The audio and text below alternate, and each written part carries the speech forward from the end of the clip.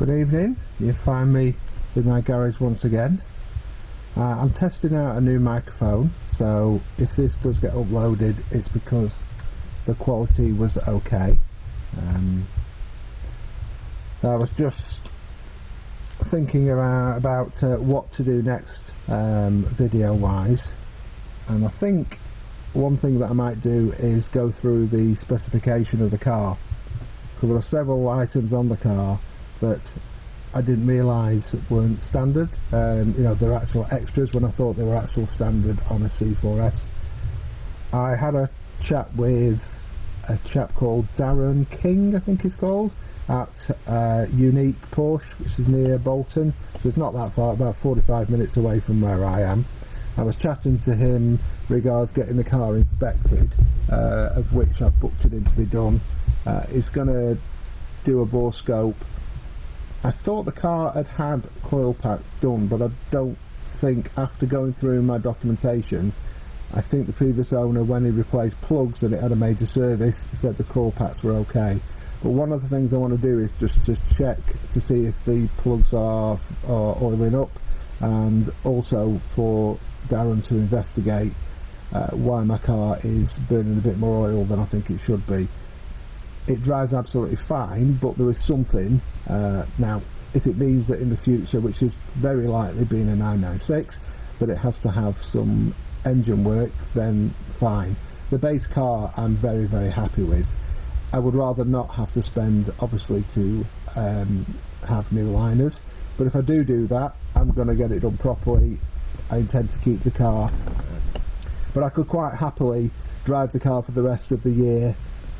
I'll take it off the road probably for about 5 months. I'll sawn it, because I don't need or really want to use the car in bad weather. It's not a daily, so it doesn't really interest me to use the car in crappy weather. I want to look after it, but I also do want to use the car properly when I do use it, so it is going to get driven relatively briskly, let's say.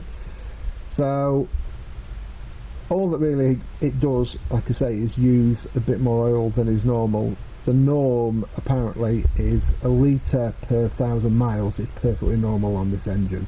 Some use less, mine is using more. I would estimate it's probably used about 1.6 litres. So something is happening somewhere. It could be valve stem oil seals, it could be bore scoring. As I've said in the previous video, it has had a bore scope by the previous owner that was done at Grey Paul Ferrari, but as Darren said, he'd want to do one himself, because if, for instance, when they put the camera in, the piston is not at the absolute lowest point, then it can miss the scoring. And I think the scoring first starts to occur in its early stages is right at the actual lowest point, just at the actual bottom of the actual liner. So as he said, the only real way is to get another bore scope done. It could be that I've got one or more liners that's slightly oval, because that can happen again.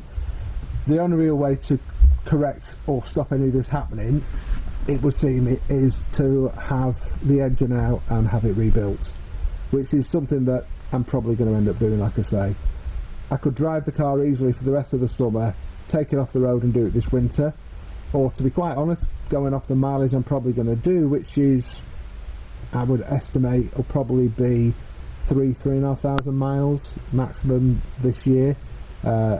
Probably less, actually, because of the 3 months for lockdown, and I've been using the car but to go shopping and not been up in the Lake District. We've got a place in the lakes, so that's a place where I'm obviously going to use it, especially with the weather being good. I'm going to take it up there when we go up. This year obviously has been different, so I suspect between this year and next summer that'll probably total maybe 5,000 miles. I suspect that I'd be able to drive the car, just putting a bit more oil in, so I've just got a bit of extra oil cost, for 5,000 miles without any problems, because there aren't really any problems other than it's using this extra oil. It doesn't smoke at startup. Well, I'm saying it doesn't start smoke at startup. If I leave the car sat for, say, 5 days and then I start it, there is a little bit of smoke. Now, that's one thing that, from what Darren said, it could be a valve stem oil seals, but it also could be a mixture. It could be the fact that there's the valve stem oil seals, I think they dry out or they shrink, or I can't really remember what the actual technical, what actually happens to them. But being a 17-year-old car, they're old, so at some point they're going to need some attention. So it could be a mixture of bore scoring and that. It could just be that, or it could be cylinders, like I say, going slightly oval, which can happen. Whichever, at some point I'm going to need to do some engine work on this car. If it's going to be a keeper, which I think it is, then I'm best to get that work done. Obviously I'd rather not spend the money, but at some point if I have to do, then I will do. For the time being, the main thing for me is just do some of the jobs. So one of the things that I've done, tomorrow I'm going to Porsche Preston, which I believe it's Bowker's group, but I'll just call it Porsche Preston, to pick up some engine mounts that I've ordered. I had a few comments from people and pictures I put on one of the Facebook groups, the UK Porsche group, and I think a couple of comments on one of my videos that the exhaust tips looked a bit low, which I believe they are. I'm pretty much 100% certain that it's on the original mounts, so they're 17 years old, so they do need doing. So I've ordered those. About 3 weeks it's going to go into Unique, and we'll have the plugs out, inspect the coil packs, and just give it a general look over, and also just have a chat about what they do. Unique, the liners they use are steel liners, and I've done a lot of reading and research. Someplace, for instance, if you speak to Hartec, I believe that Hartec would say don't use steel liners, the only way to go is aluminium. That's what they've built their business round. Their builds are extremely good, I've heard great things about them, but they do seem quite expensive. I think you can get the same work to the same quality done elsewhere for less money. That's my opinion. It might, people might not agree with that, and like I say, I've got nothing bad to say about Hartec. I've never used them, but I've read lots and lots of good things about them. I think it's Barry Hartec has obviously put a lot of time and effort into researching and building up these packages and this schedule for rebuilding the engines that works. But I've also read a lot of stuff, and there's quite a few specialists in the States who've done a huge amount of work, and again they say, well, steel liners, if done properly, are extremely good, and I agree with that. When you look at, for instance, the Honda modding, when people mod the Civics, the older Civics, and they turbocharge them, then again they re-sleeve them. I believe they use steel sleeves and forged pistons, and they produce huge amounts of power reliably. So for me, to correct the problems that there obviously are with this engine, or that can crop up, or eventually is going to affect most of the engines in some way, because the engine overall is good, but it does have some problems that need correcting. If I get them done with steel liners, and it's done by the right company, and this is the research I'm doing, then I think I'm going to end up with a very solid, well-built engine that should last. Certainly I could run this car for 10 years and probably do somewhere between 35 and 50,000 miles. It's only done 60 now, so it was important to me when I bought the car to get the right base car. I knew I would probably end up spending money on the engine at some point, so to get one that was good spec, in really clean condition, had been loved and looked after, was important for me. So that's why I spent what I spent buying this car. I could have gone and bought one for low 20s that needed remedial work doing, but by the time I've gone through it all and done the work, I would have ended up spending the same kind of money, which would have been like high 20s.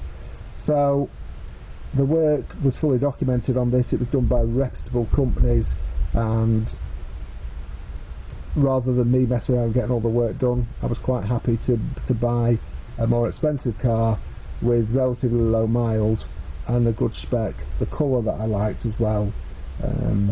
If I wouldn't have had as much to spend, I probably would have waited, because I could have bought one previously in previous years, but I've waited because there's been other priorities. So what I think I'll do, and let me know in the comments if you think this is a good idea, I will do a walk around, like I say, of the spec and go through the things that I've discovered are extras on this car, and maybe that will help people out when they're looking to buy one. C4S's seem to be better spec'd anyway, and what I was told by